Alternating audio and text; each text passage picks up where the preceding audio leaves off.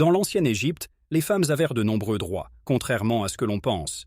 Elles pouvaient se marier avec la personne de leur choix, divorcer à tout moment, exercer des métiers qu'elles aimaient dans certaines limites, acheter et vendre des biens et voyager librement. Dans l'ancienne Égypte, les femmes avaient l'habitude de tester si elles étaient enceintes ou non en utilisant des tests à l'orge et au blé. Une femme suspectant une grossesse urinait dans 2 sacs séparés, l'un rempli d'orge et l'autre de blé, tandis qu'une femme sans suspicion de grossesse urinait dans 2 autres sacs contenant de l'orge et du blé.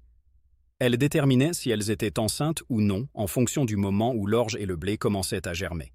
Dans l'ancienne Égypte, les soins personnels étaient importants.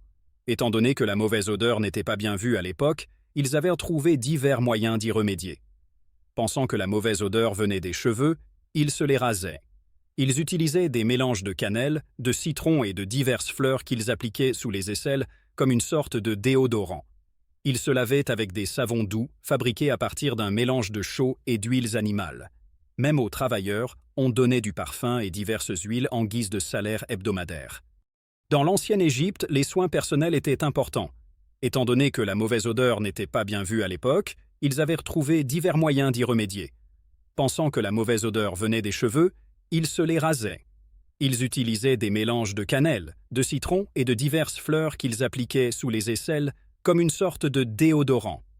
Ils se lavaient avec des savons doux fabriqués à partir d'un mélange de chaux et d'huiles animales. Même aux travailleurs, on donnait du parfum et diverses huiles en guise de salaire hebdomadaire. La petite taille était très répandue et respectée à cette époque. Il y avait même une sympathie et un respect particulier envers les personnes atteintes de troubles génétiques. Le pharaon Amenémopé avait déclaré que s'occuper des malades et de ceux atteints de troubles génétiques était un devoir spirituel. De plus, les nains occupaient des postes de haut rang dans les affaires d'État, et même la trésorerie d'État était confiée aux nains.